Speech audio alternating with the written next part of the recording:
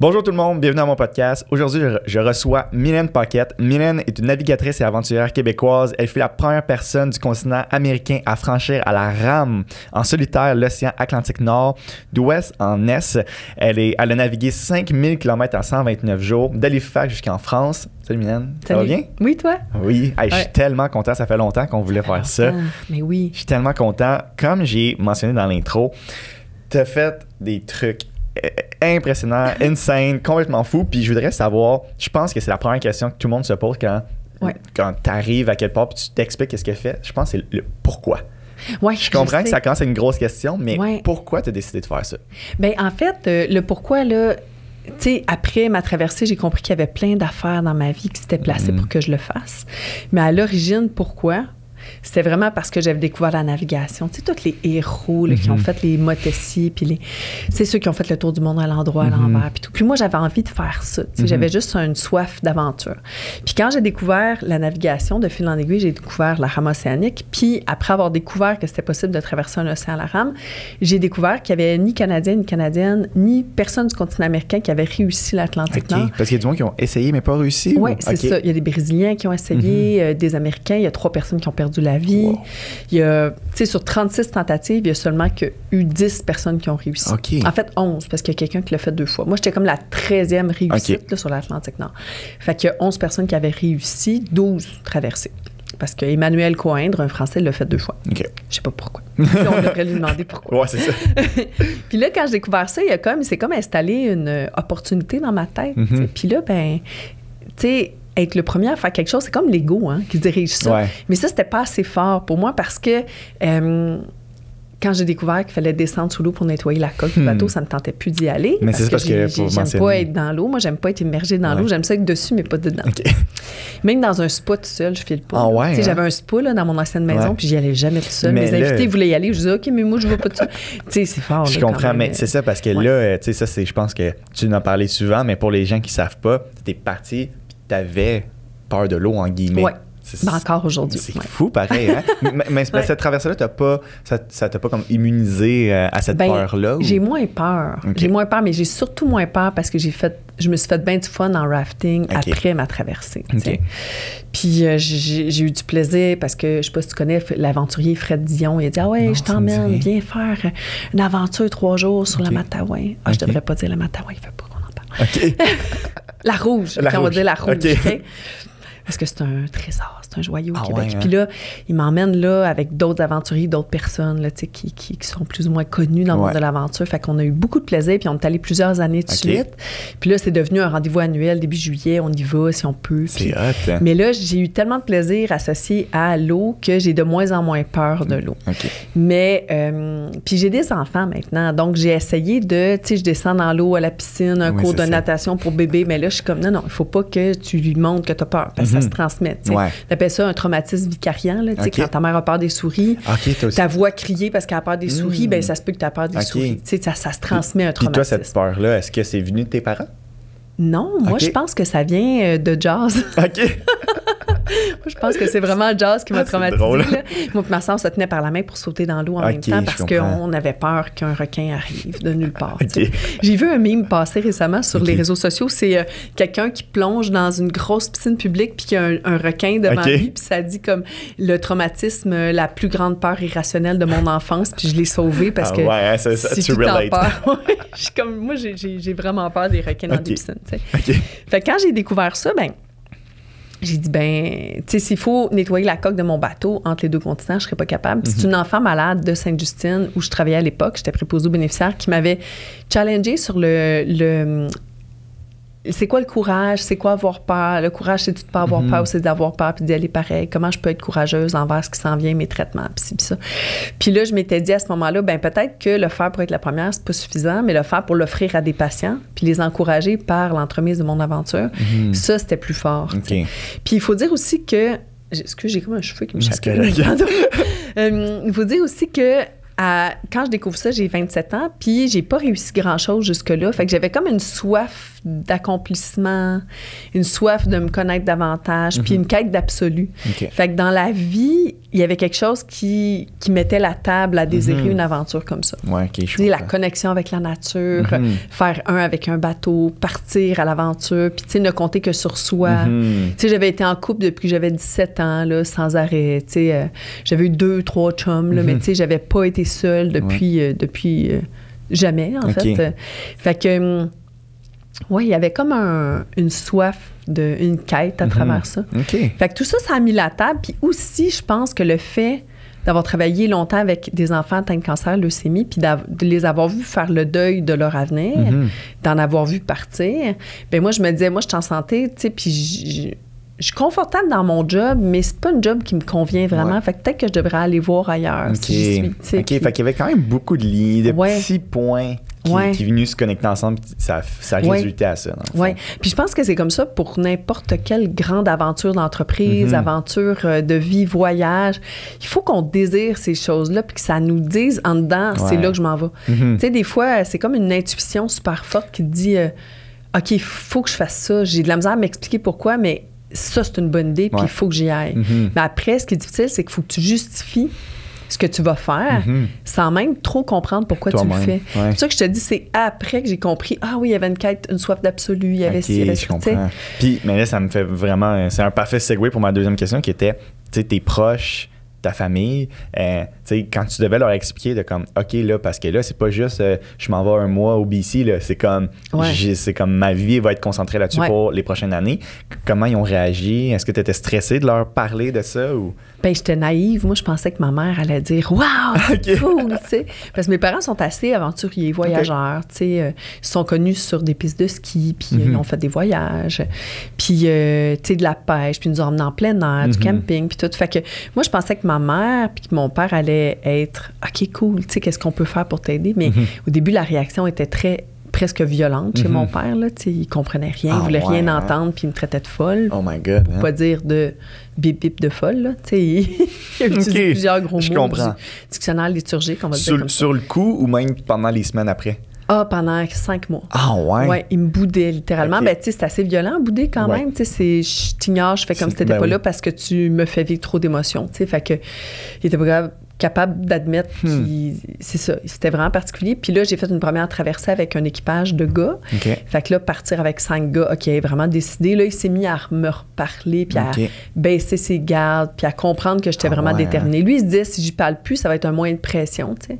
Salut tout le monde, vous savez peut-être que je suis cofondateur de HXN Media, une compagnie de production vidéo basée à Montréal. On a fait plus d'une centaine de vidéos, travaillé avec des grosses entreprises comme Wattier Cosmétiques, Pure Vodka, Sport Expert, La Croix-Rouge. Et on a tourné des vidéos en Floride, à New York, en Afrique du Sud, en Colombie-Britannique. Et je sais que plusieurs personnes aimeraient devenir vidéastes professionnels ou juste être meilleurs en vidéo pour pouvoir créer du contenu plus professionnel pour aller chercher plus de clients, grossir leur audience sur les réseaux sociaux ou même ajouter une corde à leur arc. Et c'est pour ça qu'on a créé une formation gratuite qui regroupe nos 10 astuces les plus importantes pour réussir une carrière dans le monde de la vidéo. Pour que vous aussi, vous puissiez vivre de votre passion. Et en plus de nos 10 astuces sur comment réussir dans le monde de la vidéo, on vous donne 5 trucs bonus à la fin, ainsi qu'un offre spécial sur un nouveau projet qui inclut un concours pour gagner notre DJI Ronin S, un stabilisateur d'une valeur de 1000 $. Si tu écoutes ce podcast-là depuis longtemps et tu as appris quelque chose ou tu as été inspiré, ça me ferait un immense plaisir en retour si vous puissiez juste aller voir le lien qu'il y a dans la bio. Ça va être le premier lien sur YouTube et sur toutes les plateformes audio. Si vous avez des questions sur cette formation gratuite ou toute autre chose concernant même le podcast, écrivez-moi sur Instagram, ça va me faire plaisir de vous répondre. Merci, bon podcast. On change d'idée, ouais. Puis ma mère m'avait suggéré de le faire en équipage, fait que j'avais suivi ses conseils, oui. Puis, tu sais, elle se disait sûrement, elle ne trouvera jamais personne. Oui, c'est ça. Puis, finalement, j'ai trouvé ça en 2 semaines. Un équipage anglais, irlandais qui partait faire l'Atlantique Sud. Fait que j'ai fait cette première aventure-là d'abord. Puis, c'est vraiment venu me donner toutes les raisons possibles pour le faire toute seule. Puis ma sœur, de son côté, était contente. Elle savait pas trop aussi que je m'en allais avec ça. Elle se disait peut-être, elle cherche de l'attention. Qu'est-ce qu'elle fait? Ouais. C'est moi qui ai présenté, c'est moi qui ai fait faire de la voile la première fois. Elle avait sûrement de la culpabilité. Puis je pense que cette culpabilité-là ou cette je suis la grande sœur, il faut que je m'occupe des parents pendant qu'elle est partie, il faut que je les rassure quand elle chavire, puis quand les médias parlent d'elle en mal, parce que, tu sais, c'est pas positif quand tu chavires au milieu de l'océan où t'avances plus ou ça. Fait que, elle se sentait quand même un rôle de...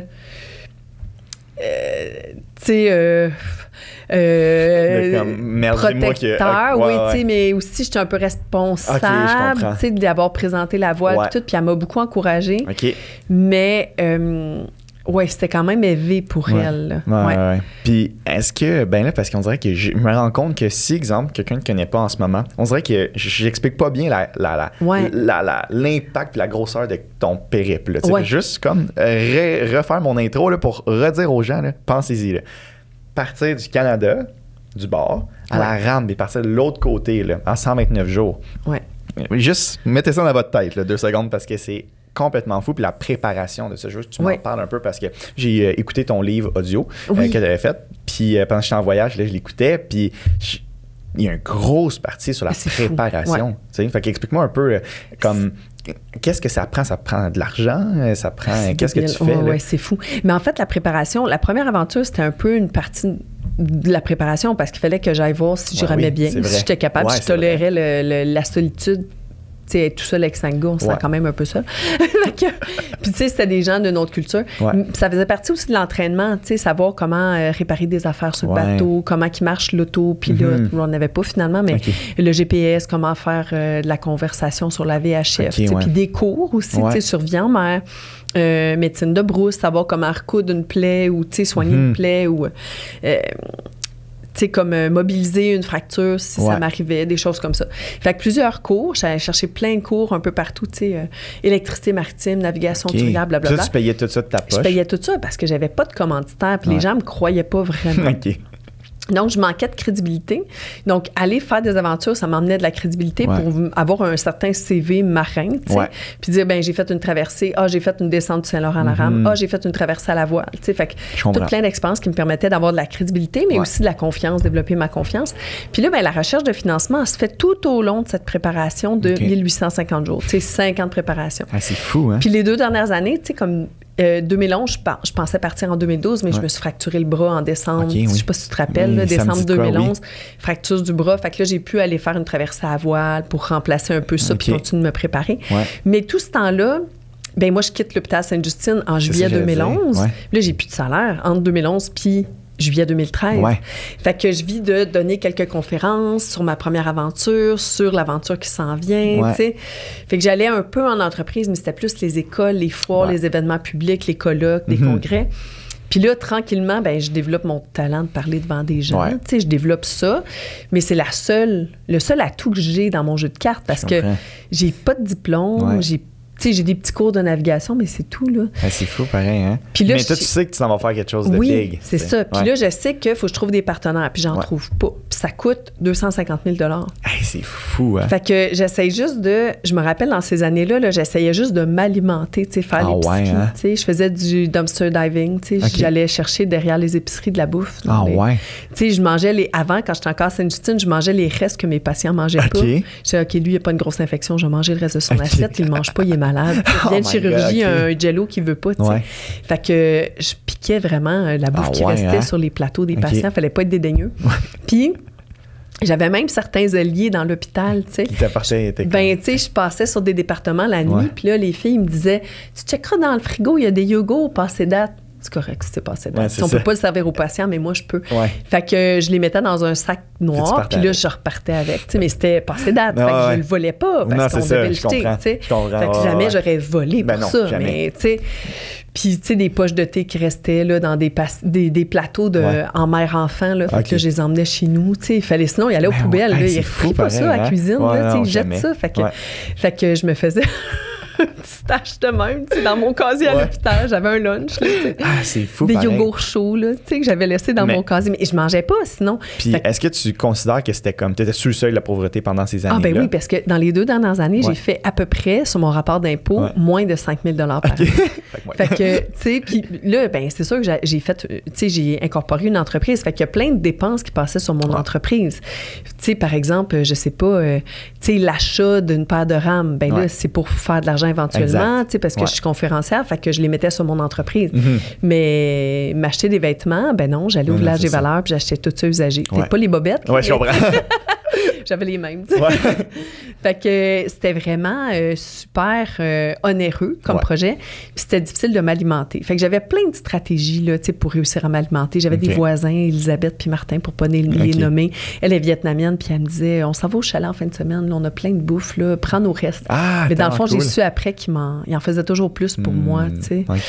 Puis la politique d'exactitude des prix à l'épicerie. Ah oui, là, t'étais rendu tellement une pro. Oui, je retiens encore tous les chiffres, les prix, puis je leur dis encore, hey, ça, c'est pas le bon prix, tu sais, c'est mal étiqueté. Ça arrive moins de nos jours, parce que c'est tout rendu électronique, les barcodes. Oui, c'est ça, parce que là, je pense en bas de 10 $, c'est ma activité, c'est gratuit. Oui, c'est gratuit, tu sais, puis c'est comme 3 items maximum. Puis mais des fois, je repassais le lendemain, puis c'était encore gratuit. Le gérant là, de la succursale, il me reconnaissait, puis il voyait, puis il faisait, qu'est-ce qu'il y a encore? Tu sais, j'étais comme une sentinelle, une enquêteur. C'est fou. Puis, comme ta préparation physique, est-ce que tu as commencé à avoir un coach? C'est ça. Là, on a parlé du financement que j'avais pas. Mes coachs, j'ai eu comme une coach qui m'a fait un plan d'entraînement gratuit et tout. Mais c'était difficile de le faire parce que j'avais aucun gym qui m'encaissait, dans le sens où il me laissait passer gratuitement ou me laissait entrer gratuitement. Tu sais, les Nautilus, les énergies cardio, les YMCA. Je leur faisais des présentations, voulez-vous me commanditer? Faites juste me donner un abonnement gratuit parce que moi, le 40$ par mois, je l'ai pas. Tu sais. Puis non, il voulait pas. C'est rien en plus. Puis en plus, puis il faut penser que je mangeais même pas 800 calories par jour. Ça, c'est fou, là. Tu sais, je mangeais pas assez pour m'entraîner. Fait que pourquoi je pouvais... Tu sais, je pouvais pas m'entraîner physiquement. C'était fou, là. J'ai écouté un podcast autrefois, puis c'était un gars qui a monté il était sur chaque continent, puis il a monté les montagnes les plus hautes de chaque continent en genre 150 jours, de quoi de même. Quelque chose... je me souviens plus son nom, là, j'ai un blanc, mais il parlait de son training, ça avait aucun sens, là, c'était fou, là, tu sais, il mangeait genre 4000 calories par jour, tu sais, il y avait des coachs, puis juste pour chaque chose, j'avais un gars qui a traversé l'Antarctique, puis il y avait un coach qui mettait les mains dans la glace, il pitchait des Legos pour qu'il y ait de la dextérité avec les mains glacées, puis genre, c'était fou, les trainings tellement poussés, mais c'est fou que toi, t'as fait ça en mangeant quasiment pas, puis en t'entraînant semi ou pas, là, tu sais. Ben, je pouvais pas, Ou tu sais, je pense à un de mes amis, Sébastien Sasseville, qui a fait, tu sais, l'espèce de marathon des sables, là. C'est dans le désert de Sahara. En Afrique, c'est ça. Puis il y a plein de monde qui abandonne parce qu'ils ont des ampoules aux pieds. Fait que là, lui, il se mettait les pieds nu-pieds dans un gros bac de roche, là, tu sais, comme de la 3/4, tu sais, de la roche qui fait mal aux pieds. Pour se faire de la corne. Oui, puis là, il s'est fait de la corne, puis tout. Fait que, tu sais, il y a plein de monde qui s'entraîne d'une façon tellement spéciale parce qu'ils pensent, mais lui, il n'a jamais abandonné, il n'a jamais eu d'ampoule, tu sais. C'est fou, ça. Fait que c'est fou parce que quand tu sais exactement qu'est-ce que tu t'en vas faire, tu sais qu'est-ce que ça te prend. Puis moi, ce que j'entendais de la rame océanique, quand je demandais à des prédécesseurs, ceux qui l'avaient fait, je pense à Levin Brown, c'est un gars super connu en rame océanique, un Anglais qui a fait 7 traversées. Puis là, j'y parlais des fois, puis je disais, Levin, tu sais, je suis super inquiète parce que je suis pas entraînée. Puis il me disait, Mylène, l'entraînement, là, c'est les 200 premiers kilomètres. Arrête de t'entraîner, là. C'est pas un sport que tu as besoin de t'entraîner. Même pas les épaules, même pas... Non, c'est vraiment les plus gros muscles du corps qui travaillent. C'est le grand fessier, les quads, les grands dorsaux, là, les plus longs muscles. Puis, tu sais, c'est 15% dans les bras, la rame, parce que tu te sers de la rame pour sortir ta rame de l'eau, puis la repousser par en bas, puis te remettre à l'attaque. Fait que lui, il me disait, arrête, tu sais, puis de toute façon, une traversée comme ça, c'est 90% de mental, puis 10% de physique. Puis moi, je l'avais vu, parce que dans ma première aventure avec les 5 gars, on avait 2 athlètes de niveau olympique dans le bateau, puis c'est les 2. En fait, un des 2, là, je voudrais pas dire son nom, mais c'est le premier qui a craqué. Lui, là, il pensait là, qu'il allait être super bon, puis le meilleur, super grand, costaud. Il y avait beaucoup d'attentes aussi. Il y avait beaucoup, tu sais, il se mettait beaucoup de pression, mais il n'y avait pas de message de sablon, il n'y avait pas de musique dans son, il y avait comme quelques albums de musique dans son iPod, puis il n'y avait pas de livre, il n'y avait pas de message de, tu sais, moi, j'avais des enveloppes avec des messages de ma soeur, ma cousine, ma mère. Fait que toute la préparation émotive et mentale, il l'avait négligée. Il l'avait super gros négligé, puis c'était le premier à craquer, puis il y avait comme un coude méga enflé à un moment donné parce qu'il s'était trop donné. Mais tu sais, tu peux pas te permettre de te blesser quand tu es en mer. Il faut vraiment que tu penses long terme. Puis il faut que tu te dises, je dois pas faire de mouvement parasite parce que changer les pelles, là, tu sais, les mettre pour qu'ils flattent l'eau, là, non, tu rames au carré comme ça s'appelle. Puis ce mouvement-là, de tourner les pelles, tu vas te faire des épicondylites. Tendinites. Puis... Tu vas avoir mal aux extenseurs, fléchisseurs des doigts, extenseurs des doigts. Tu fais pas ça. Fait que, tu sais, si t'as mal parce que ta strap de tes pieds, elle frotte sur ta peau, t'arrêtes puis ta place. Tu dis pas, oh non, faut pas que j'arrête, parce que j'avais dit que je ramerais 2 heures parce que tu vas avoir une plaie, tu vas avoir une infection, puis là, ça va te faire chier, puis là, ton mental va être affecté. Fait que, tu sais, les gars avec qui j'étais, il y en a 2 qui étaient de même. Non, je continue, je pousse. Tu sais, oui. J'étais là, comme, hey, t'as oublié ton chocolat chaud dans la cabine, tu le veux-tu? Ah oui, mais tu voulais pas arrêter pour venir le chercher, tu sais. Non. Je pousse. Mais je vais te le donner, demande-moi-le, c'est un travail d'équipe. Fait qu'eux autres, c'était comme des brutes, là, des toughs, ces 2 gars-là, puis c'est les premiers qui ont craqué. Fait que ça, c'était une bonne expérience pour moi pour me montrer que Leven Brown avait raison. Puis il me disait, travail d'équipe, tu sais, travailler ensemble. Le maillon le plus faible, c'est représente la force de ton équipe. Fait que occupe-toi des autres. Puis tu sais, t'es pas là juste pour toi, t'es là pour que l'équipe avance. Fait que cette première aventure de 58 jours avec l'équipe m'a vraiment dit comment me préparer, puis comment ne pas faire pour mal me préparer. Puis connaître le bateau, parce que quand tu connais le bateau, tu passes quelques jours dessus. Tu sais, j'étais la seule avec 2 autres gars à avoir dormi sur le bateau, passé du temps sur le bateau, même pendant qu'il était sur la remorque, tu sais, parce qu'on travaillait un peu dessus durant le jour.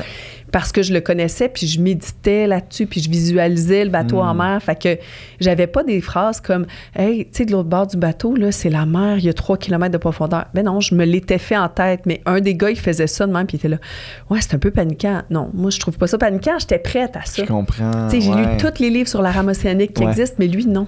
Tu sais, fait qu'il y avait une certaine anxiété qui était tout le temps là que moi j'avais pas. Je comprends. Puis là, t'as acheté ton propre bateau après ça. Comment ça s'est passé, ça? Et ça, c'est fou parce que je magasine un bateau, puis à ce moment-là, j'ai des amis de ma sœur qui travaillait pour Air Canada, qui m'avait dit, ben on peut mettre, je sais même pas si ça existe encore, on peut te mettre stand-by sur nos passes à nous. Tu sais, normalement, il faut que tu sois un membre de notre famille, mais tu sais, je peux dire que tu es comme une cousine éloignée, puis je te mets sur la passe stand-by. Mais maintenant, je pense que les vols sont survendus, puis il n'y a plus tellement de stand-by. Fait que tu te présentes à l'aéroport. Je travaillais de nuit, un 7 de nuit, 7 de congé à Sainte-Justine. Un des rêves de notre génération, c'est clairement voyager à travers le monde. Mais ça peut devenir quand même dispendieux, donc on se limite à un voyage par année ou même moins. En ce moment, il y a une industrie en pleine croissance qui te permettrait de voyager partout à travers le monde complètement gratuitement. Si ça t'intéresse, écoute ça. La création vidéo nous a permis de voyager partout à travers le monde gratuitement. Colombie-Britannique, New York, Floride, Afrique du Sud. Et vous pourriez faire la même chose. Par contre, c'est après beaucoup d'essais et erreurs et des connaissances acquises sur des centaines de vidéos qu'on a pu vivre ces expériences-là. En plus, c'est un milieu qui n'arrête pas de grandir. Toutes les entreprises, les municipalités, les agences touristiques recherchent des créateurs de contenu professionnels. Et ça pourrait être toi si tu as les connaissances nécessaires pour te démarquer des autres. Si c'est quelque chose qui t'intéresse, on a regroupé nos 10 astuces les plus importantes pour réussir une carrière dans le monde de la vidéo dans une formation gratuite pour que vous aussi vous puissiez voyager gratuitement et vivre de votre passion. T'as juste à cliquer plus bas pour y avoir accès. Merci. Peace. Fait que le dernier matin que je travaillais, je me présentais, je passais la sécurité, j'étais inscrite sur un vol. Fait que j'allais au contrôle Air Canada puis j'attendais un vol pour partir en Angleterre. Fait que j'ai fait ça sur plein de vols, là, sur Paris, les Pays-Bas, la Belgique, l'Angleterre, l'Irlande. J'essayais juste de passer, puis là, j'avais plein de contacts là-bas. OK, je viens visiter ton bateau, je peux-tu dormir dedans? Puis après, fait que des fois, je dormais dans des bateaux à rame océanique, dans des marinas, puis je disais, ah oui, finalement, je l'aime, ton bateau, OK, on peut-tu le mettre à l'eau? Fait que je dormais, je squattais, je faisais du couchsurfing, tu sais, j'avais pas une scène, mais mon vol aller-retour me coûtait 175. Fait que ça passait sur mon entreprise, c'était pour magasiner un bateau. Puis, ben, je mangeais, j'avais des trucs là, pour arriver à manger. Tu sais, c'était vraiment difficile, mais tu sais, c'était... Puis j'étais contente, puis j'avais l'impression de vivre une aventure en me préparant aussi, tu sais. Puis des fois, je restais pris de l'autre bord. C'est arrivé que j'arrive pas à rentrer au travail là, parce que j'étais nounoune. J'étais allée en pleine vacances de la construction. J'ai trouvé un vol pour me rendre, mais j'avais plus de vol pour revenir. Fait que j'ai collé malade 7 jours de suite à Sainte-Justine. Puis, tu sais, ma coordonnatrice, elle disait, j'ai jamais vu ça. Tu sais, t'es en retard j'appelais puis je disais, je suis en retard, j'ai manqué mon vol de retour, tu sais.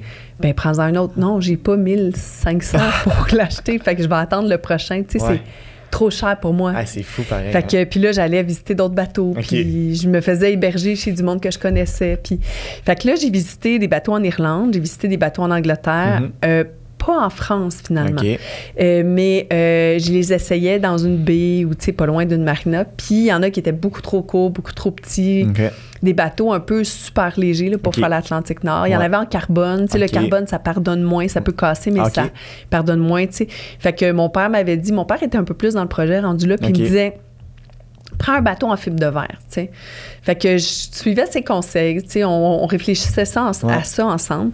Puis là, ben je magasinais un bateau en fibre de verre. Fait que j'ai pas choisi le modèle que j'adorais, puis que j'admirais, puis que je voulais donc.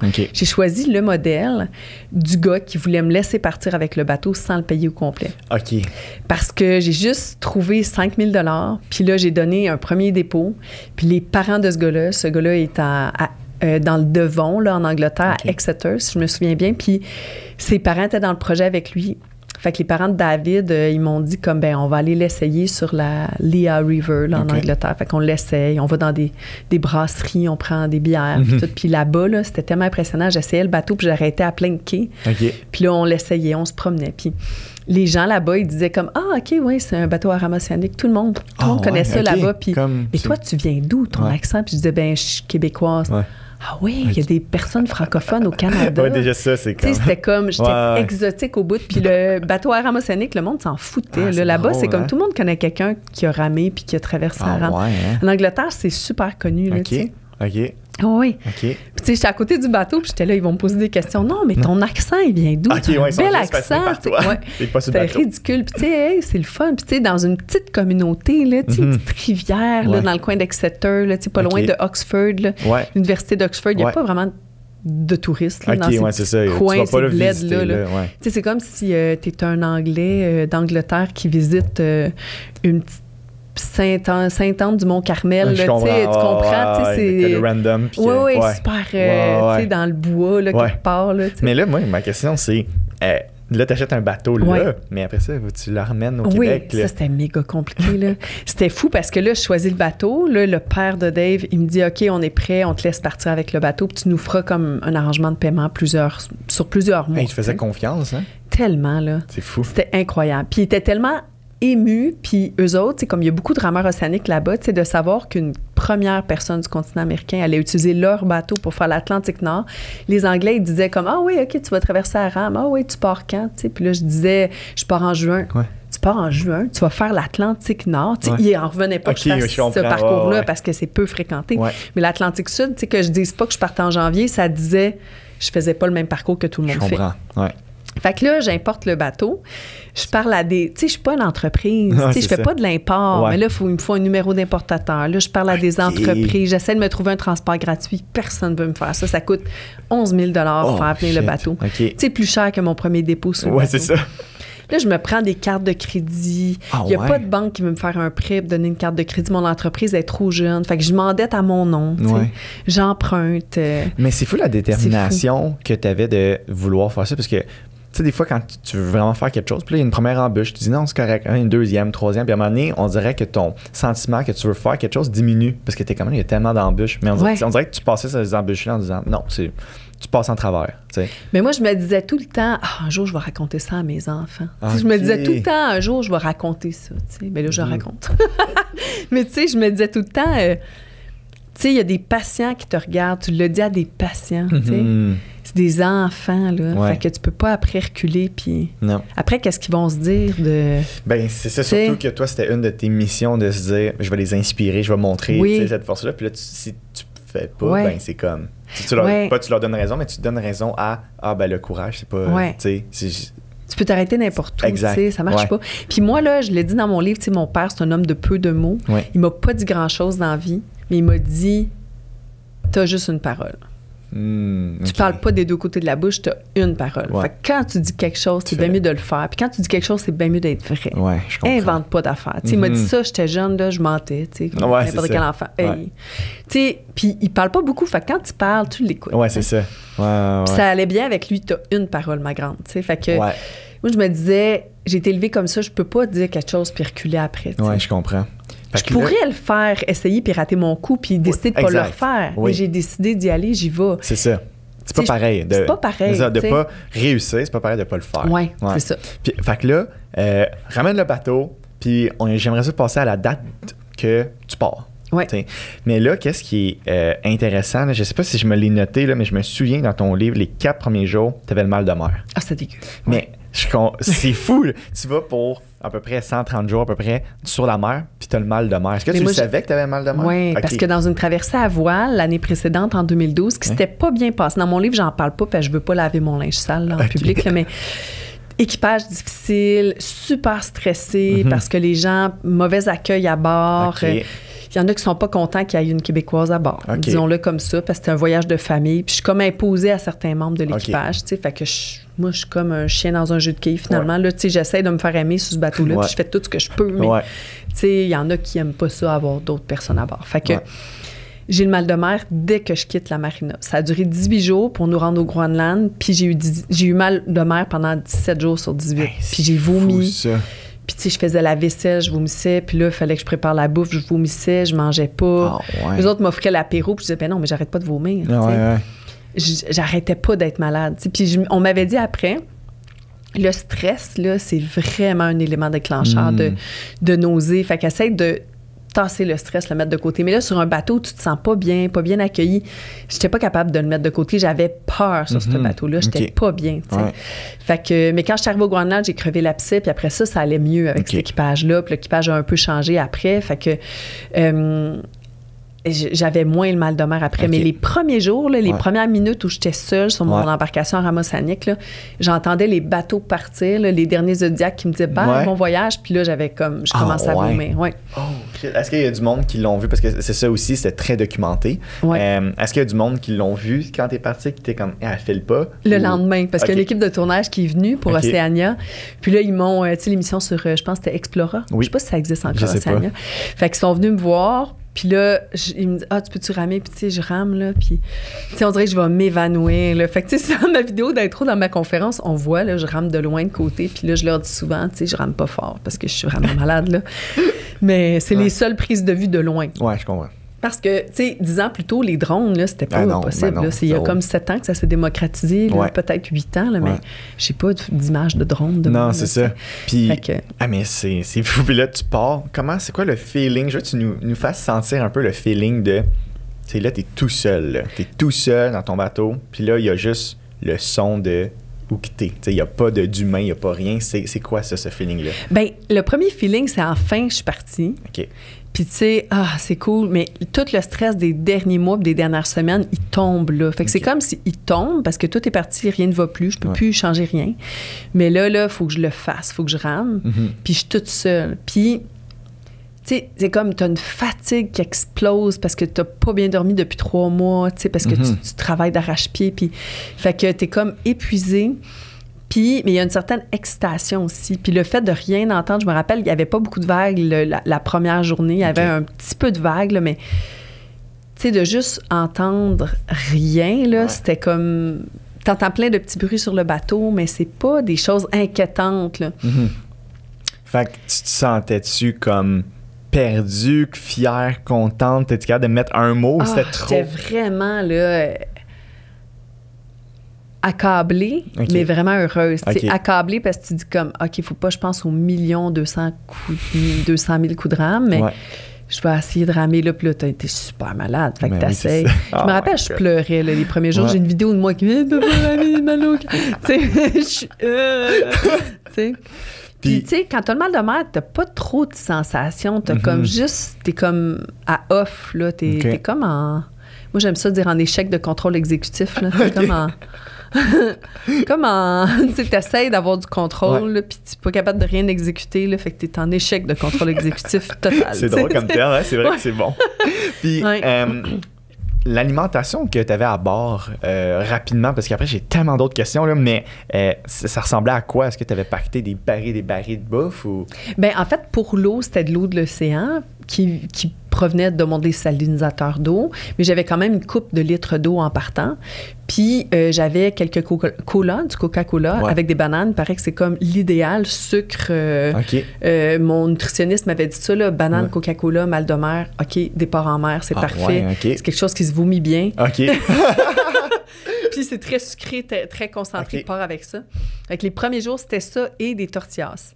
Tortillas, beurre de peanut, Kraft, là, le vrai, le plein de sucre. Là. Et je suis partie avec ça les premiers jours, c'était pas mal ça. Puis j'avais un petit peu de lait de soya, des trucs comme ça, là, qui se conservaient bien, là, même si c'était pas froid. Mais ça faisait beaucoup de déchets. C'est cette première bouffe-là, tes cannes, tes gardes, c'est du volume de déchets, puis tes plots de bananes, tes jettes, là, quand même. T'as gardé tes déchets pendant 129 jours. J'ai gardé mes déchets tout le long, c'était vraiment terrible. Puis, ça sentait pas super bon. Puis sinon, c'est de la bouffe lyophilisée. Fait que des barres tendres, ce que tout le monde peut manger, des fruits séchés, des noix. Et puis, tu sais, des chips, des trucs comme ça, des goodies, là, des réglisses, des tortillas, je l'ai dit. Puis sinon, c'est de la bouffe lyophilisée, fait que des repas séchés à froid, c'est pas mal mieux que déshydratés. C'est pas des paquets de soupe ramen, là, tu sais, ou... Tu sais, un paquet de soupe ramen, là, tu vois un peu ce que je veux dire, là? T'écrases ça, puis là, la carotte est gélatineuse quand tu réhydrates, mais ça, c'est juste séché. Tandis que séché à froid, ton légume, là, il est déshydraté, tu sais, il reprend sa texture, puis il est croustillant quand tu le réhydrates. C'est vraiment bon. C'est comme la bouffe d'aventurier, ça coûte cher, mais c'est vraiment plus bon. Mais tu sais, on dit tout le temps, à chaque fois que tu penses en ça, souvent le monde, il s'achète des sacs déshydratés, tu mets de l'eau chaude dedans, puis tu refermes. Ça, c'est déshydraté? Ben, je pense qu'il y en a qui sont déshydratés, puis il y a des marques qui sont séchées à froid, donc dry freeze. Je comprends. Puis il y en a qui sont tellement salés que c'est pas top, parce que c'est beaucoup pour les reins pendant 3 mois, 4 mois, manger ça. C'est très intéressant, parce que ben là, je l'ai dit avant le podcast, mais j'étais avec Guillaume Dulude en Afrique du Sud, puis là, on était partis 3 jours dans une réserve Big Five, fait qu'il y avait des animaux plus dangereux. Puis là, c'était comme, t'avais ton sac sur le dos en camping, puis tout ça. Pendant 3 jours, fait que moi, ça me tentait pas d'apporter des repas compliqués. Fait que je m'avais juste apporté comme de la viande séchée, des saucissons, des ramen, puis de l'eau. C'est salé. C'était tellement salé. Puis là, après ça, on a dormi à quelque part que là, j'avais plus d'eau. On a dû prendre de l'eau d'un étang. Mais c'était de l'eau salée qui partait puis qui montait. Fait que ça elle devenait comme de moins en moins salée. Mais était quand même un peu... Fait que toi, t'as soif parce que tu manges salé. Exact. Puis là, je bois de l'eau qui goûte le sel. Puis là, maintenant, j'ai assez faim. Puis quelqu'un est comme, hey, j'ai restant de saumon séché, comme la viande séchée, mais c'est du saumon. Puis là, je suis comme, salé. trop cool. Je prends ça, puis je me dis, ça va faire changement de ma viande, mon bœuf séché. C'était tellement salé, là. J'étais sûr que j'allais avoir une pierre au rein, là. C'est tellement salé, là. Ça n'a pas de sens, en tout cas. T'en as pas eu après? Les années qui ont suivi? Non, ben c'était en décembre, fait que je me dis que ça va peut-être arriver à un moment donné, mais après ça, là, j'ai bu full d'eau puis tout, là, mais oh my God, à un moment donné, je me disais, OK, là, j'ai soif, là, tu sais, c'est comme... c'est fou, hein, comment est-ce que... Est-ce que tu as vécu un moment que tu disais, j'ai faim, j'ai soif, tu sais, comme un moment de... Ouais, dans les 10 derniers jours, j'ai manqué d'électricité parce que j'ai brisé l'éolienne, fait que je pouvais plus faire de l'eau. Fait que j'ai économisé de l'eau. Là, je pouvais plus prendre de café parce que t'as presque pas d'eau. Réhydrater ta bouffe. Puis, tu sais, je mangeais plus de fruits séchés parce que je me disais, ça prend de l'eau dans ton corps. Fait que j'ai pris, je pense, des noix, des barres tendres que j'étais plus capable de manger, là, une certaine sorte de barres tendres que je mettais de côté jusqu'à la fin, tu sais, genre carottes, puis je sais pas quoi. Tu sais, les fameuses cliffs que tout le monde aime là, quand tu pars en rando, mais là, à un moment donné, quand t'en as 150 barres, t'es plus capable. Tu sais, celle aux carottes puis celle aux noix de macadam. T'étais plus capable. Là, j'avais juste ça à la fin. J'étais tellement tannée. Fait que j'ai juste mangé ça pendant les 10 derniers jours. Parce que je pouvais plus réhydrater. Fait que là, j'avais soif. Puis, je voulais donc pas que mon médecin me dise « bois ton pipi », tu sais, comme c'est arrivé à plein d'aventuriers. Fait que là, je me disais, ben garde, je vais juste rationner mon eau. Puis là, j'ai fait une infection urinaire vers la fin. Puis à l'hôpital, Cipro, ça a peut-être monté en pyélonéphrite. Fait que dans les années qui ont suivi, l'automne, 3 années sur 4, j'ai fait des pierres aux reins. Ah ouais?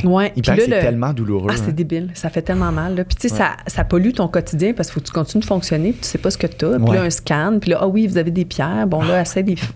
bois beaucoup d'eau pour qu'ils sortent. Puis là, mon médecin m'avait dit, t'es-tu arrivé de quoi? Ah, dans ta traversée. Tu sais, ça peut-tu comme être une blessure dans les néphrites? Je sais pas trop du rein. Je sais pas trop si ça s'appelle bien comme ça, des néphrites. Mais tu sais, tu peux avoir comme un choc au rein apparemment puis que ça peut se répercuter sur plusieurs années. Fait que watch-toi.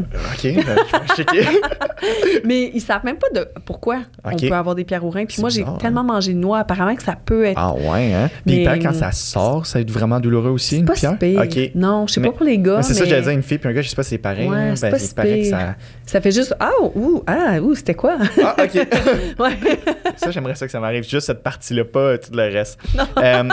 On a parlé des pierres au rein dans ce podcast, mesdames et messieurs. C'est quand même drôle. Le pipi. Il y a deux choses pendant la traversée, plus que deux choses, mais deux choses qui m'ont vraiment marqué dans ton livre. Pendant la traversée, t'as chaviré. Puis moi, dans ma tête, là, quelqu'un qui chavire, c'est fini. Tu sais, je me dis, tu chavires, tout est tombé, c'était fini. Puis mais raconte-moi comment ça se passe, là. Pourquoi quelqu'un peut chavirer? Qu'est-ce que ça fait, quelqu'un qui chavire? Puis après ça, qu'est-ce qui se passe? OK. Bien, chavirer, dans le fond, tu le sais toujours d'avance parce que l'équipe terrain, moi, elle me disait... tu vas chavirer. Okay. Non, ben, tu sais, genre, OK, il y a des vagues de 4 mètres.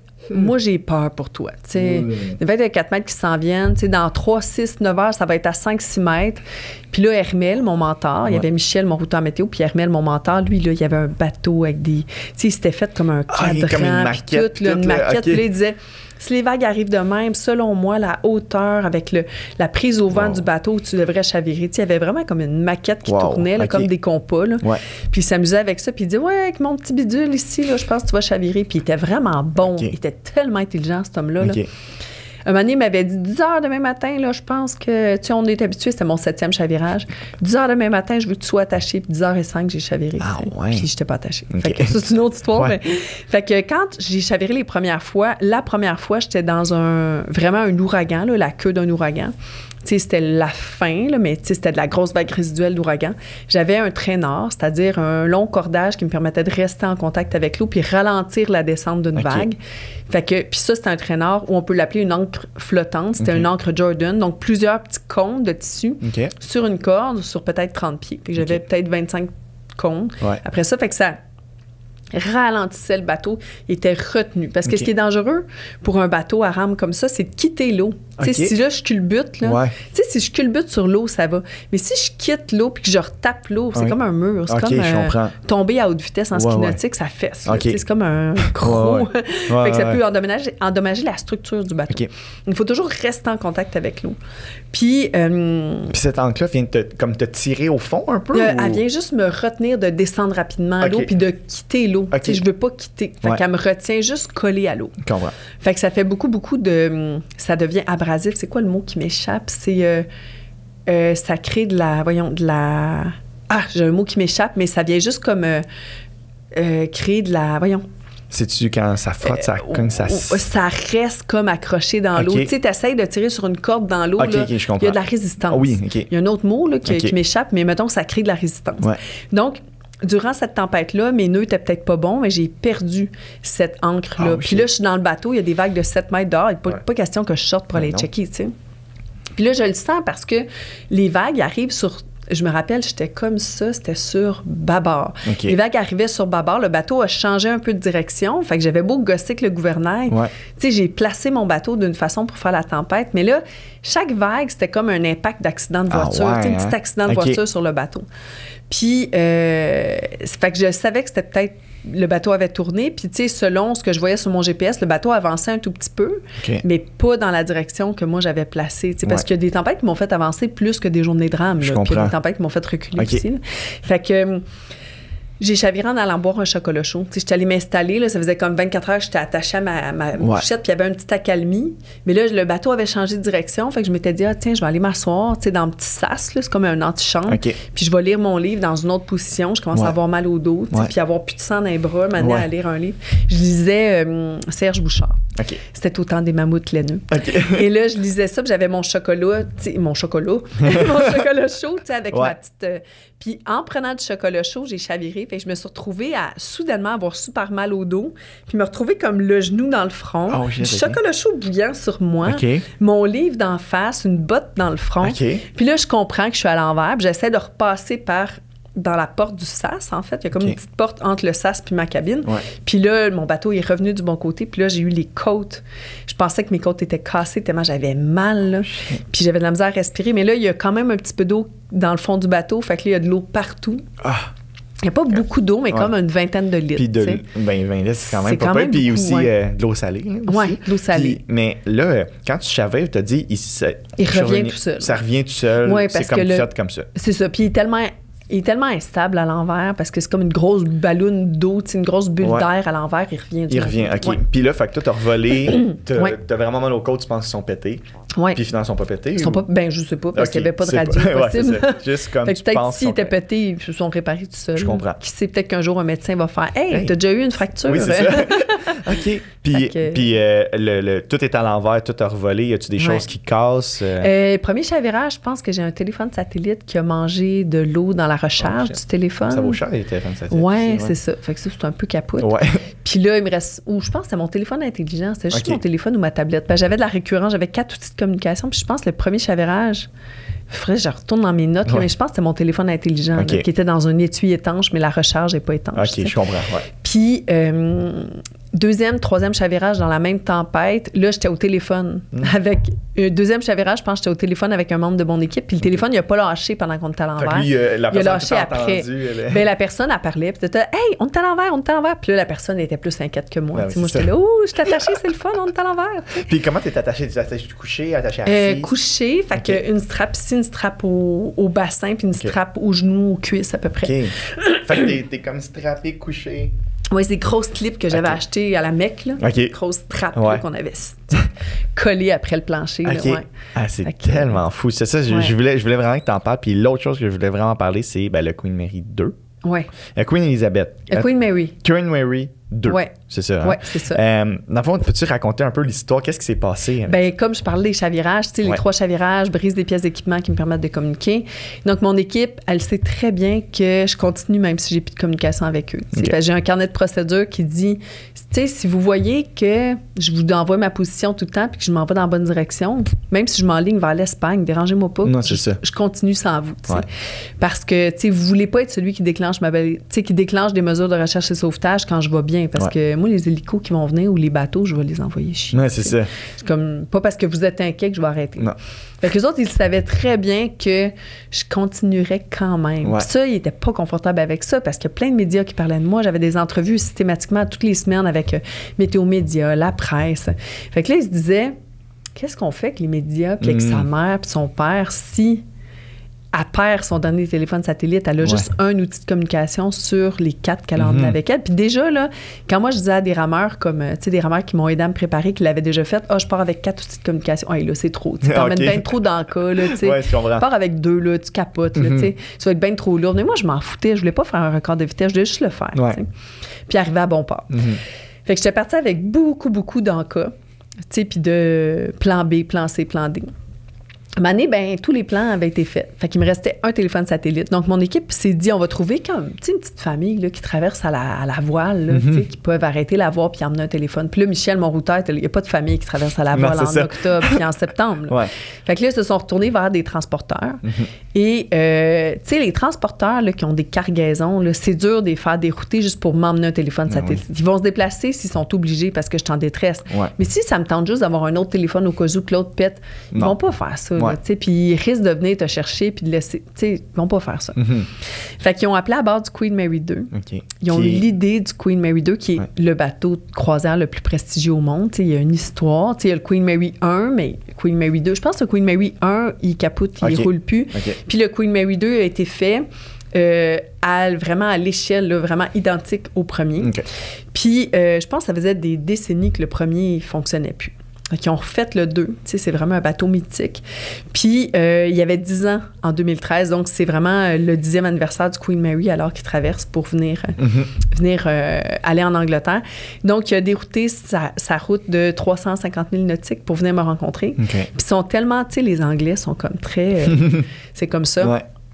Puis, on dit, on va être là vers 10 h. Il était là à 10h05. 5 minutes de retard. C'était vraiment là à 10 h, autour de 10 h. Puis, tu sais, des gentlemen, là, c'était fou, là, comment est-ce qu'ils m'ont traité comme une reine, là. Ils ont dit comme, qu'est-ce que tu veux? Un téléphone satellite, mais encore, tu sais, qu'est-ce que tu veux d'autre? Puis là, il fallait que la liste de l'équipement qu'ils me donnent, il fallait que la Ocean Ring Society l'ait parce que je pouvais pas recevoir un nouveau désalinisateur d'eau, par exemple, parce que ça aurait été considéré comme de l'assistance. Puis moi, je traverse sans assistance. OK, c'est ça, je comprends. Ouais. Puis là, la ORS, la Ocean Rowing Society, ont autorisé que je rencontre un bateau, mais ils ne pouvaient pas m'accoster. Ils ne pouvaient pas venir en Zodiac, descendre, puis me donner ça. Il fallait que je ramasse un téléphone satellite dans l'eau. Puis il fallait que je les appelle pour leur montrer que j'avais encore un téléphone satellite. Puis que le deuxième téléphone satellite, c'était un téléphone en cas que le premier pète. Je comprends. Fait que si le premier allait péter, peut-être que ça allait être considéré comme de l'assistance. Il fallait que les deux fonctionnent à la fin. Fait que ça a été tout un concours de OK, tu lui donnes rien d'autre d'essentiel. Tu peux pas lui donner un tournevis, tu peux lui donner un téléphone satellite, puis des choses non essentielles, comme des viennoiseries, du pain au chocolat. T'sais. Fait que là, j'ai fait une liste de ce que j'aimerais avoir, du savon. Puis il y a plein de choses que j'ai pas demandé qui sont arrivées. Un sac de noix, des sardines. Pourquoi vous m'avez donné ça? Une bouteille de vin. Puis des messages des passagers du capitaine. Fait que ça a vraiment été un point tournant dans la traversée parce que, tu sais, si on se met en tête là, que depuis longtemps, mon équipe au sol, c'est des bénévoles qui m'aident dans ce projet-là, qui mettent leur week-end de côté, leur chum, leur blonde des fois de côté, parfois même leurs enfants qui, maman, s'occupe de tout ça, tu sais. Dominique, ma responsable, ma relationniste de presse, tu sais, elle a mis, là, tout de côté pour s'occuper de moi. Elle a quasiment perdu sa job pour faire ça, tu sais. Fait que... ça a été vraiment fou pour plusieurs personnes. Tu sais, le fils d'Hermel, là, il était chez des clients, c'est un consultant en informatique, puis tout. Puis il disait, là, mes clients ils commencent à rusher, puis je suis souvent aux toilettes en train de répondre, tu sais, puis en train de t'envoyer des messages, tu sais. Fait que c'était vraiment élevé pour bien du monde dans l'équipe au sol. Puis il n'y avait pas l'aval de tous leurs proches, puis de leurs patrons, leurs employés, leurs maris, leurs femmes. Puis... tu sais, il se faisait dire, t'aides la fille qui traverse sa rame. Mais là, soudainement, mon bateau, mon projet, ma traversée devenait Queen Mary 2 approved. Puis, aïe, c'est vous qui avez déplacé Queen Mary. Là, c'était perçu comme des gens, c'est hot ton projet, tu sais. C'est comme si depuis que cette entité-là est venue me rendre ce service-là sur l'océan, puis qu'ils en ont parlé partout dans le monde de cette rencontre-là, dans des bulletins spéciaux de plein de langues de partout dans le monde. Là, il y avait des trucs en Chine, au Japon, en Écosse, c'était partout, c'était fou. Fait que mon équipe était devenue des héros.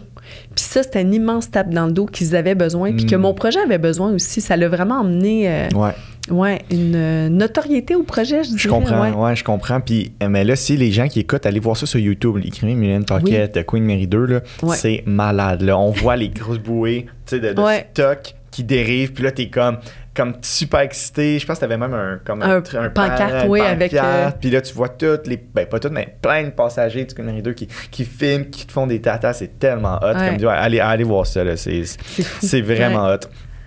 J'ai aussi noté que tu t'avais cogné la tête sur un panneau électrique, je crois. Mon panneau électrique, comment c'est arrivé? Un chavirage numéro 8, je pense. Puis ça, c'est drôle parce que il faut faire tout le temps attention avec les médias. Tu sais, je me cogne la tête, je parle au médecin parce que là, moi, j'ai été sonnée, j'ai comme pas eu l'impression de me rendre compte que je m'étais cogné la tête. Tu sais, c'est comme si je m'étais réveillée après m'être cogné la tête, mais j'étais sonnée, tu sais, comme un mauvais punch au foot, là, j'imagine, là, tu sais, comme ce que des joueurs de foot font souvent, mais tu sais, c'est une commotion ou pas, on ne sait pas, on peut pas vraiment le savoir, tu sais. Fait que je parle aux médecins de jour, médecins de nuit, je parle à Christiane puis Sylvain, puis là, tu sais, souvent dans les jours qui suivent, puis tu sais, ils me posent des questions, tu vois ton pouce, puis plein de petits tests comme ça qui me permettent de faire, qui me demandent de faire. Puis là, après, dans les médias, tu sais, c'était rendu, elle a une commotion cérébrale, on craint pour sa vie. C'était quasiment ça, là, tu sais. Je comprends. Puis là, mon père, ma mère, je disais, je m'excuse les parents, là, mais c'est pas ça, là. Je me suis juste cognée puis j'ai perdu un peu la carte. C'est comme papa, la fois qu'il s'était cogné la tête sur le beam en bas. Oui, là, c'est ça, là. C'est comme, on a c'est ça, on a-tu comme passé à tout le monde en parle pour ça? Oui, je comprends. Oui, je comprends. Fait que je trouvais ça un peu élevé, mais Oui, je comprends. Puis au moment de ton arrivée, comment tu te sentais? Comment tu as été accueillie? C'était comment? C'est bon comme question parce que c'est rare qu'on en parle, mais tu sais, c'est une dualité intérieure. Tu essaies... Attends, j'ai une question qui est parfaite juste avant ça. J'ai souvent entendu que quand tu fais des longues expéditions, des longs voyages, il faut que tu te prépares autant pour ton arrivée que partir. Est-ce que toi, tu t'es préparé comme ça avant d'arriver? Mais moi, j'y croyais pas à ça. J'avais entendu dire ça, puis j'avais entendu des marins dire « Ah, c'est dur à arriver, c'est triste, puis il y a une dualité, puis je comprenais pas. J'avais pas assez écouté ces marins-là parler, tu sais, que ce soit des Vendée Globistes, tu sais, des gens qui font le Vendée Globe, le tour du monde, puis là, ils arrivent, puis ils sont contents, mais ils sont comme « Oui, c'est un mixed feeling de... Puis celle qui l'avait bien expliqué, c'est Ellen MacArthur, qui avait fait le tour du monde à l'envers, en trimaran, record du monde. C'est une jeune femme incroyable, une Anglaise. Maintenant, elle fait plus ça. Elle s'occupe d'oiseaux, puis elle travaille dans le domaine de l'environnement. Mais j'avais entendu dire à quel point elle était triste à l'arrivée, puis j'avais pas compris pourquoi, mais elle l'expliquait bien pourtant. Puis là, moi, j'arrive, puis là, j'ai comme une espèce de « Oh non, c'est pas déjà fini. Je comprends pas, ça s'est passé trop vite. » Puis mes parents sont là, ma famille, mes amis, puis je suis contente de les voir, là, je suis super contente de les voir, mais en même temps, je m'ennuie des dauphins, des baleines, des ciels étoilés, des planctons luminescents, de la solitude. Puis là, tout le monde te tripote, là, tu te sens envahi, là, tu sais, tout le monde te serre dans le bras. T'as pas vu d'humain pendant un bout, oui, là. Puis tout, tu sais, ton cerveau, il travaille fort parce qu'il faut que tu travailles ton équilibre, les sensations, le poids. Parce que sur l'eau, tu es souvent en apesanteur entre les vagues. Puis là, soudainement, tu as mal à la plante des pieds, tu as mal au dos, tu as mal au ventre, tu as mal au cœur parce que tout pue. Tu sais, ils ont un shampoing différent, un parfum différent. L'essence des voitures pue, les garages puent, tout pue. Tu sais, mais tu t'en rends pas compte quand tu es là que tu vas mettre de l'essence. Non, c'est vrai. Puis là, quand ça fait 4 mois, 6 jours que tu n'as rien senti d'autre que toi puis ton bateau, puis les poissons puis les baleines qui expirent sur l'océan puis qui puent, tout pue sur Terre. Puis c'est comme vraiment difficile parce que les gens comprennent pas comment tu te sens, fait qu'ils font des faux pas. Tu sais, comme il y a du monde dans mon équipe qui sont allés chercher les cartes SD dans mon bateau parce qu'ils voulaient les protéger au cas où on se les fasse voler, mais là, ils ont fouillé dans mon bateau. Mais ça se fait pas, ça, tu sais, c'est terrible. Je comprends. Fait que c'est ça. Ouais. Il y a beaucoup de chocs culturels. Tu sais, la culture des marins puis la culture des vivants puis des terriens, là, mettons. Fait qu'il y a beaucoup de chocs de réappropriation des sensations puis de apprivoiser la Terre. Oui, j'avais entendu Sarah Marquis dans un podcast qui avait dit, vu qu'elle avait passé pendant 4 ans ou de quoi de même à marcher, elle avait de la misère d'aller aux toilettes, dans une toilette qu'on connaît parce qu'elle avait été aux toilettes dans la nature pendant trop longtemps. Fait que même ça, elle a dû réapprendre à comme, c'est comme ça. C'est fou, pareil. Il y a une autre chose que je voulais te demander, c'est fais-nous vivre un peu le plus beau, ou un des plus beaux moments que tu t'es dit, parce que là, tu as parlé des baleines, des dauphins, un des plus beaux moments que tu te dis, oh my God, ça, j'aimerais ça que tout le monde puisse voir ça, tu sais. Je pense qu'un des plus beaux moments, là, c'est... au sud de Terre-Neuve, là, tu sais, je vois un coucher de soleil incroyable, tu sais, c'est rose, orange, pourpre, c'est débile, là, c'est un plafond débile, puis c'est comme ça à des kilomètres de large, là. Puis là, genre, je commence à entendre, tu sais, c'est des petits dauphins qui arrivent, tu sais. Puis il y en a partout, puis là, 10 minutes plus tard, t'as des baleines qui arrivent, tu sais. Puis ce que j'avais compris, c'est que lorsque j'étais à cet endroit-là, ben c'était le début des hauts-fonds de Terre-Neuve, fait qu'il y a du krill qui arrive, de la bouffe, puis là, ça fait comme un ressac au fond de l'eau, parce que t'as un haut fond. Fait que tout le monde se donne rendez-vous là, puis tout le monde va manger, mais c'était comme un party. Là. Je regardais partout. Il y a des poissons qui sautent là-bas. C'est quoi ça? OK. J'avais tellement l'impression de ne pas être toute seule. Puis après le coucher de soleil, cette nuit-là, pourtant, il y avait eu beaucoup de nuages, il y avait plein d'étoiles. Tu sais, c'était une des premières nuits étoilées où je me disais, OK, je suis vraiment partie. Parce que je me sentais encore en eau canadienne. Parce que, tu sais, sur le GPS, tu vois que tu es au sud de Terre-Neuve, tu es au sud de la Nouvelle-Écosse, tu es au sud de l'île de Sable. Puis là, OK, c'est creux, là. Mon profondimètre, il donne plus la donnée. OK. Tu sais, c'est vraiment creux, mais j'étais comme... Je pense que c'était après les hauts-fonds de Terre-Neuve. C'est ça, je sortais des hauts-fonds de Terre-Neuve. Là, j'avais l'impression que je partais, puis j'avais toute cette gang-là qui m'accueillait. Wow! Ça devait être magique, ça. Tu sais, un autre moment aussi que j'ai vécu, c'était des dauphins la nuit qui viennent, t'es entends, depuis la cabine. Puis là, tu sors dehors, puis là, il y a des planctons luminescents dans l'eau. Fait que les dauphins, ils allument l'océan. Tu sais, ça fait des traînées lumineuses. C'est vraiment fascinant. Wow. Ça devait tellement être beau, ça. Ouais. À ce moment-là, j'ai comme d'autres questions avant, parce que j'ai parlé de l'arrivée, mais je veux aussi parler... ça tentait pas de pêcher. Tu sais, je me demandais ça pendant que je lisais j'écoutais ton livre. Je me disais, tu sais, il y a plein de poissons. Est-ce que tu voulais pêcher? Ouais. Bien, avec les gars, on avait beaucoup pêché en 2010. Puis moi, j'avais déjà travaillé dans une poissonnerie. Je savais comment arranger du poisson pour faire des darnes, faire des filets, let's go. Mais moi, ça m'écœurait parce que je les côtoyais, les poissons, tu sais. Puis là, j'ai regardé avec ma GoPro. Je dis, oh, les 2 belles dorades. Pourquoi j'ai rendu une des 2? Imagine l'autre, elle va se retrouver tout seul. C'était intelligent, de dorade. J'étais pas capable, moi. Puis tu sais, moi, je suis végé, là. Je comprends. Je comprends. J'en mangeais, là, je mangeais des sushis frais, là, avec les gars, là, on les préparait puis on les mangeait crus, la dorade, là, mais j'aurais pas fait ça. Ou des fois, on cuit, on les faisait cuire avec du citron, là, c'était super bon, mais toute seule, j'étais pas capable. OK, je comprends. Puis, de tuer le poisson moi-même, puis non. Je comprends. Puis, OK, dernier sujet pendant ta traversée, parce que j'ai trop de questions, mais tu sais, on l'a mentionné au début, t'aimes pas être submergé dans l'eau, t'aimes pas être dans l'eau. Et il faut que tu ailles en dessous pour venir nettoyer, réparer la coque. Raconte-moi, à ce moment-là, ça devait être super stressant. Oui. En fait, il faut caréner la coque parce qu'on utilise des peintures anti-fouling qu'on appelle pour empêcher les mollusques puis les petits micro-organismes de coller puis de se reproduire sous la coque, ce qui fait une résistance dans l'eau, donc le bateau glisse moins. Les bateaux utilisent une peinture, mais qui a été inventée pour de la haute vitesse. Tu sais, les bateaux à voile, ils vont refaire l'anti-fouling une fois par année, ils vont nettoyer le bateau. Puis les bateaux moteurs, ils nettoient souvent. Tu sais, ils ont des moules zébrés des fois sur la coque. Puis, tu sais, c'est important de pas... tu sais, je sais pas si tu as déjà entendu parler de ça. Des fois, il y a des bateaux là, qui ont emmené des moules dans le chenal de navigation en Ontario. Puis là, ça pollue les lacs. Puis, tu sais, ça emmène des espèces envahissantes et tout. Fait que il faut vraiment caréner le bateau pour avancer mieux.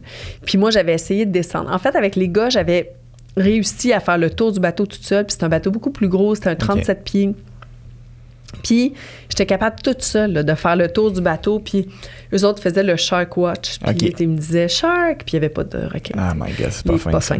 Puis là, je savais que j'étais capable de sortir de l'eau. Puis là, ils me disaient ça t'entraîne à avoir peur. Puis, à c'est n'importe quoi. Mais au moins, je savais que j'étais capable de sortir de l'eau. Puis, donc, il fallait que je descende dans l'eau pour aller juste frotter la coque puis m'assurer que ce soit pas abrasif. Est-ce que c'est dur physiquement faire ça ou ça s'enlève bien si tu descends une fois par semaine puis tu les laisses pas s'installer. Mais si tu descends au jour 90 puis qu'ils sont longs comme ça... Comme ton cas. Comme dans mon cas, c'est comme enlever une givre sur une voiture quand il y a une bonne givre sur l'auto, là, puis que tu n'as pas parti l'auto. Je comprends. Puis la vitre n'est pas chaude, puis qu'en dessous de tes pieds, il y a aussi de la glace. Fait que tu pousses, puis tu recules, puis tu te tiens, puis c'est comme... C'est vraiment horrible. Tu sais, fait que... Puis il faut que tu retiennes ton souffle en poussant puis en travaillant. C'est vraiment pas le fun. Fait que j'ai arraché de la peinture en dessous du bateau tellement que j'ai comme fait de la merde. Je grattais, je me tenais après la corde, je prenais mon souffle, je checkais en arrière. Je suis comme, j'ai arraché de la peinture, je m'en fous. Tu sais, puis le plus que je pouvais en enlever en me penchant au-dessus du bateau, puis j'avais comme matossé le bateau, c'est-à-dire que j'avais tout mis mon stock, mettons, à bâbord, puis je me penchais sur tribord pour que le bateau soit le moins... Parce que sinon, je rentrais dans l'eau jusqu'aux côtes, là, tu sais. Puis là, j'essayais d'en arracher un maximum, mais les deux bouts, puis le milieu du bateau en dessous, j'avais pas le choix de le faire. Fait que je suis descendue. Fait que pendant 45 minutes, je suis descendue, j'ai gratté, j'ai remonté. Descendu, gratté, remonté. Tu sais, j'essayais. Aussitôt que j'avais une peur qui me pognait, je remonte. Si j'ai remontais peur, sur le bateau puis tu prenais comme une coupe de... je prenais mon souffle, je regardais dans l'eau, puis je me disais, si j'ai peur, c'est-tu parce que tu as l'information qu'il y a un prédateur, je sais pas, un épaulard, un requin, je sais pas quoi, tu sais. Fait que je remontais. Puis je m'étais promis ça. Si tu as vraiment une petite voix qui dit de monter, tu remontes. Tu sais, c'était pas nécessairement une peur, mais une petite voix. Là, c'est le temps de monter. Puis... je suis descendue, je pense, 4 fois en 45 minutes, 50 minutes, puis j'ai jamais eu autant de fierté d'avoir fait quelque chose. Tu sais, moi, j'ai peur de faire une longueur à la piscine olympique tout seul encore aujourd'hui. J'ai ça, là. Tu sais, j'ai peur de mes cheveux dans l'eau. Si je me retourne puis que je me suis fait une couette puis que je vois une masse là, me suivre, je suis comme, c'est mes cheveux, tu sais. J'ai ça. Je ne suis vraiment pas bien dans l'eau. Puis... tu sais, je sais pas si toi, ça te fait ça quand t'as peur, mais moi, quand j'ai peur, mes oreilles bourdonnent, j'entends pas bien, ça fait... Ah non, ça me fait pas ça. Tu sais, comme le décollage d'un avion, ça me fait ça, j'aime pas ça décoller. Tu sais, je suis pas nerveuse au décollage, mais j'ai tout le temps une petite peur que mes oreilles bourdonnent. T'sais. OK, c'est intéressant, parce que moi aussi, j'ai comme peur de l'eau, mais j'aime l'eau en même temps, parce que, mettons, si je rentre au début, pendant, mettons, là, les premières minutes, c'est sûr, je suis terrifié, j'ai vraiment peur, parce que des peurs irrationnelles de qu'est-ce qui se passe, mais une fois que je suis dans l'eau, je veux plus sortir, je fais de la plongée, j'ai fait mes cours de plongée, mais j'ai toujours les premiers moments, là, même quand j'ai fait mes cours de plongée au Québec dans un lac, j'étais genre stressé pendant les 5 premiers. Il me donnait, c'était comme l'évaluation, puis il me donnait des consignes de comment enlève ton masque, remets ton masque, OK, je t'enlève ton détenteur, puis souffle, puis genre les premiers, j'étais bon, mais ces premiers exercices-là, j'avais tellement de la misère parce que j'avais peur de whatever, qu'est-ce qui se passait. Puis à un moment donné, quand je suis devenu à l'aise, là, c'est comme tout était super bien. Mais ça me bourdonne pas les oreilles. Ah, moi, ça me bourdonne. Moi, j'ai fait mon cours de plongée au cégep du Vieux. C'est le seul cégep que le cours d'éduc, tu pouvais prendre plongée. Une énorme piscine au cégep du Vieux. J'ai jamais passé le cours parce que j'étais pas capable d'être tout seul dans la piscine. Ah ouais, hein? Puis le prof, il disait, faut juste aller chercher ta bonbonne dans le fond de l'eau. Je veux pas. Tu vas échouer. Je m'en fous. Ah, tu sais, toutes les autres étaient comme les pieds dans l'eau, là, puis ils me checkaient, là. Chacun notre tour, on y allait. Non. Ben non, tu peux pas me demander d'aller chercher la petite affaire. Puis là, il fallait comme équilibrer nos oreilles, descendre. J'ai juste dit, moi, je peux pas le faire, là, je m'en fous. Là. Je voulais juste le faire pour le plaisir. J'y veux pas les crédits ou je sais pas quoi. Tu sais, fait que je l'ai pas fait. Je comprends. Donc, je veux juste parler de ton retour avant qu'on wrap ça. Ton retour, une fois que tu reviens là, dans la civilisation des terriens, tu te dis quoi? Bon, OK, je sais, là, tu as été super occupé à un moment parce que là, entrevue puis tout ça, mais une fois que ce gros rush-là est fini, qu'est-ce que tu fais? T'es qui? C'était tough, C'est arrivé 2 ans après, à l'automne 2015, j'ai pogné une débarque, là. Tu sais, ce que mon équipe avait vécu comme down émotif après ma traversée, parce que là, j'étais plus en mer, puis c'était boring, là, mais là, 2 ans plus tard, OK, je suis qui? Je fais quoi? Je m'en vais où? Je suis juste ça, la fille qui a fait ça? Fait que, puis là, j'ai toujours célibataire, mon envie. Fait que, pourquoi personne?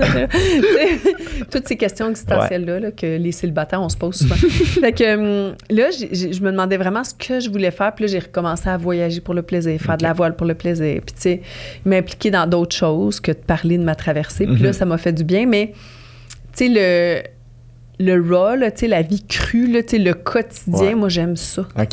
Moi, j'aime le quotidien. Je m'ennuie pas dans le quotidien. Puis j'ai tout le temps dit que chaque étape de la vie est une aventure, que vieillir, c'est le fun, c'est beau. Moi, ça me tente pas de vieillir puis de faire comment les jeunes. Non. Je trouve que la vie, c'est une aventure. Là, j'ai 2 enfants. Avoir des enfants, c'est une aventure. Chaque défi que mes enfants m'imposent, le Terrible 2, moi, j'ai haï ça par bout, mais j'ai aimé ça au final parce que ça m'a fait développer des compétences, tu sais.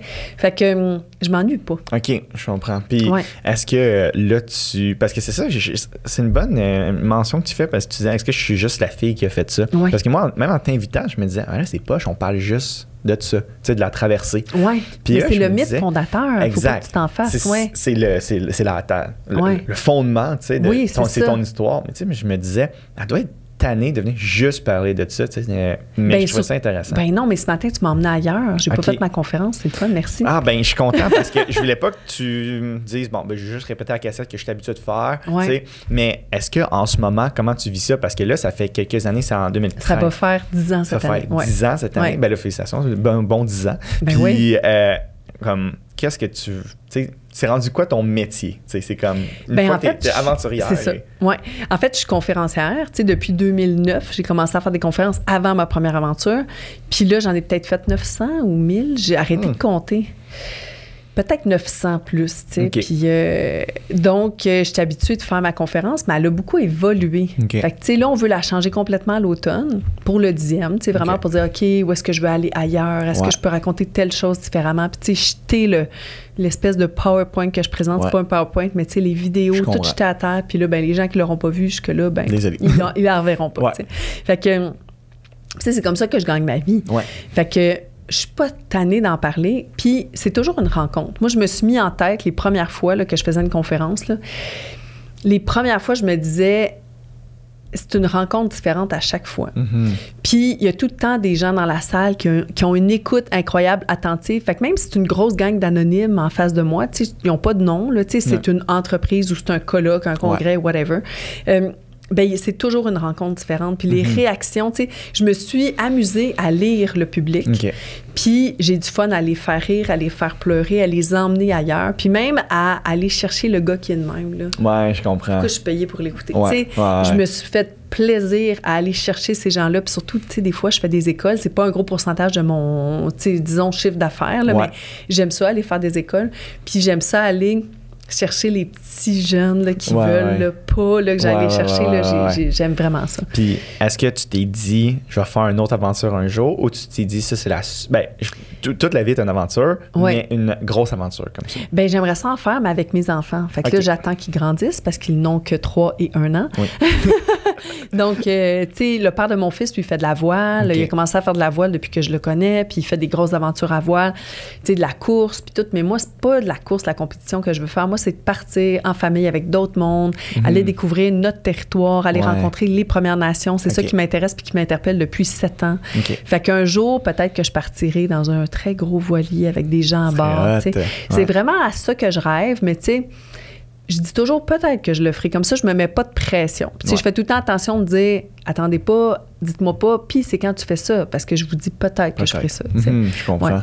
Vraiment, vraiment, vraiment intéressant. Je suis tellement content. Tes conférences, est-ce que tu les donnes des fois publiquement ou c'est souvent pour des organismes privés? Bien, souvent, comme Bibliothèque de Boucherville, dans pas long, le 28 mais moi, je vais essayer de venir. J'aimerais vraiment ça. Il faut que tu viennes, t'es invité, tu peux m'accompagner. Tellement ça. Tu pourrais même t'embaucher pour la filmer. Mais oui, j'aimerais vraiment ça. Oui.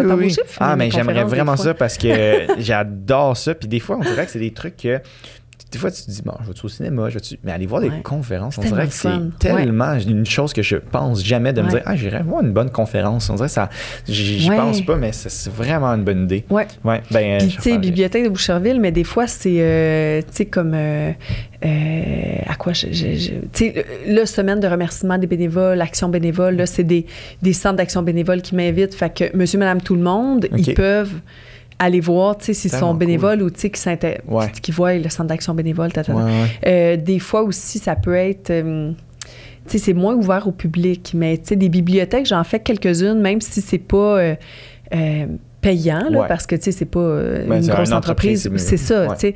Moi, je l'ai fait parce que je veux aller chercher ce public-là aussi, puis je veux aller les rencontrer. Puis moi, j'aime tous les publics, mais je vous dirais que les publics plus âgés, je les aime parce que c'est comme mes parents. OK, je comprends. Tu sais, puis les enfants, je les aime tous de façon différente, c'est ça. Je comprends.